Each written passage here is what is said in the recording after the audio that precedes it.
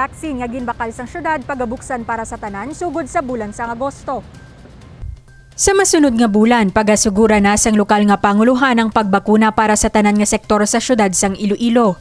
Ginpahayag ni Mayor Jerry Treñas nga pagabuksan na sa tanan ang vaccination gamit ang COVID-19 vaccine nga ginbakal sang Iloilo City Government.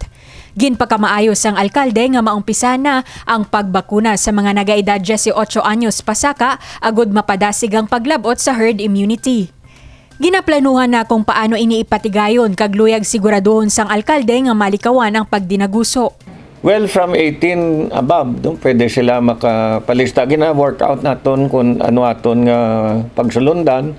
Hindi lang ta gusto nga base magdinaguso. Walang tao like in Bacolod, nakitaan ko nga gin-open nila sa Ilato SM City, doon nagdinaguso ang tao dito. Sa 670,000 doses ang COVID-19 vaccine nga ginbakal sang syudad, naibaluan nga kapin 18,000 doses ang AstraZeneca vaccine ang nagabot na kag pagagamiton sa Agosto. We will use the procured vaccines for that, no? Kay why na conditionalities. Ang iya nga halin sa gobyerno may mga A1, A2, A3, A4 kag dapat sundon tagid ina, no? Pero ang aton yang vaccines nga binakal sang syudad way conditions kag we also have to understand nga mga Ilonggo mo man na ila kwartang ginusarta para magbakal sina. So I think we try to give as many Ilonggos protection as much as possible. Magapagwa man sa mga pagsulundan ng lokal nga panguluhan agud mangin matawhay kag organisado ang pagpatigayon sang vaccination para sa tanan.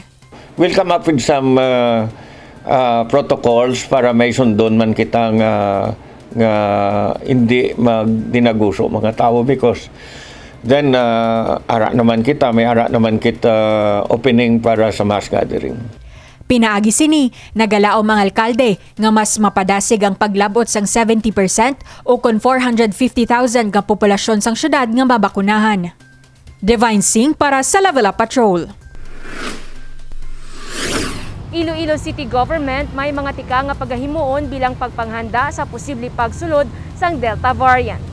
Subong pa lang may mga tikang na nga ginahimo ang lokal nga panguluhan sang syudad agud nga mahandaan ang posible pagsulod sang Delta variant.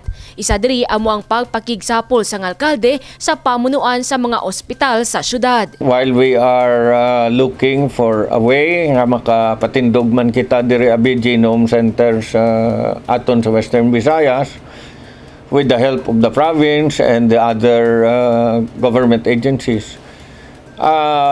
Ilang taon lang anay sa mga medtech ang viral load sa mga naga-positive. Kaya ang siling nila kung positive sa Delta variant, ang viral load 1,000 times, no? Ang makitaan sa aton nga RT-PCR test. And once may ara kita nga makitaan nga taas ang viral load, i-assume ta dayon nga positive sa Delta. Kag kung positive sa Delta, then what we are going to do is test all the close contact. Ang iyang balay, i-lockdown ta. Kag i-test tanan, kag i-test ban ang iyang mga upod sa trabaho kung may gaubra siya. We will no longer allow home quarantine. From now on sa mga suspect naton nga Delta variant. It is because this is more infectious than the original variant or the Alpha, Beta, and Theta nga variants. Magapahamtang man sang separado nga quarantine facilities para sa mga pasyente nga ginasuspetsahan may Delta variant. Diri man ibutang ang mga confirmed kalakip ang ilang nga close contact. Bangod madasig maglaton ang Delta variant, nagapati si Mayor Treñas kinahanglan na nga maplastar ang mga protocol bisan subo nga wala pa sang kumpirmado nga Delta variant sa Iloilo City.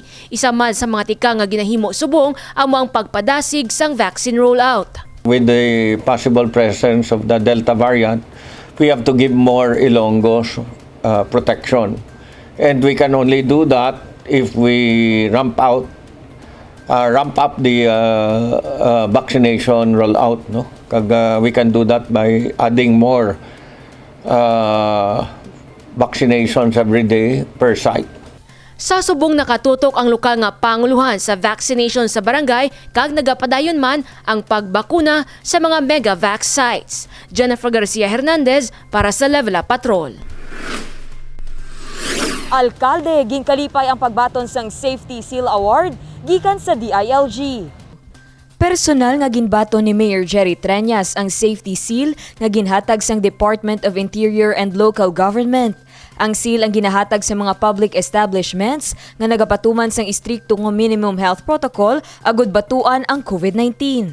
So yung mean for us, ma'am, sa Safety Seal Certification Program sa among department is actually to assess, validate ang mga public establishments if they are complying to the minimum public health standards set by the government. So ang safety seal is usually confirmed to these compliant public establishments for them, for the people to see nga ma-increase man ang confidence sa mga tao nga magsulod sila sa isa ka building. They see nga, okay, this establishment has a safety seal. That means nga this place is safe to go to, safe to transact. Sini nga tuig lang nagsugod ang Safety Seal Award kag isa ang Iloilo City Hall sa nakabaton sang Pasidungog. May 16 ka mga talaksan agud mahatagan sang safety seal ang isa ka pampubliko nga establishmento pareho sang Iloilo City Hall. Pila diri amo ang pagpatuman sang QR code, temperature scanner, BHERDS, kag COVID emergency hotlines, compliance safety officer kag iban pa. Even before the pandemic, I think Iloilo City was already able to establish their own contact tracing system, which is USWAG. So in the Safety Seal Certification Program, it was encouraged that public and private establishments should have a stay safe application. But prior to that, parang na kabalo ng Iloilo City, mayroon na sila sa own ang City Hall already has USWAG contact tracer. After sina, of course, yung mga other requirements sa checklist sa Safety Seal Certification was ang mga minimum health standards. So yung mga signages, mga hotlines dapat naka-display, dapat may kita stickers which that indicate social distancing. All of those, ma'am, all those 16 requirements were all complied by the city government. Ginkalipay sang alkalde ang nabaton nga pagkilala gikan sa DILG. It's very important that we were able to get the face safety shield from DILG. Kapakita gid lang nga diri ginasunod ang tanan nga mga protocols para ang tanan nga tawo nga naga kadto diri ga-transact sang negosyo, ga-negotiate sang ilang mga kinahanglan diri, gabayad sang ilang mga taxes, safe gid, no? And bakod nga mayroon kita safety shield, kita naman ang may issue safety shield sa mga negosyo nga naga-operate diri. Mensahe ni Roldan para sa alkalde. In behalf of our city director, DILG Iloilo City Director, si Oscar T.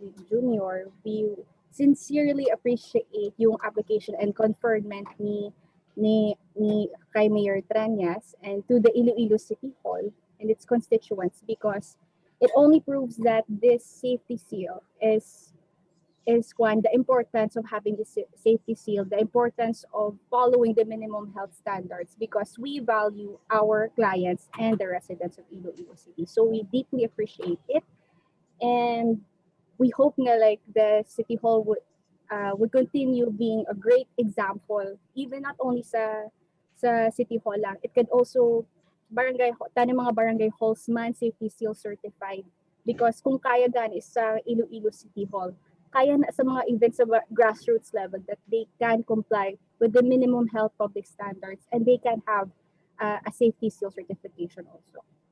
So kudos to Iloilo City Hall. Panugyan sang DILG Region 6 nga sundon man inisang iban pa nga mga public establishments, partikular na sa mga barangay. Dane Raffles para sa Level Up Patrol.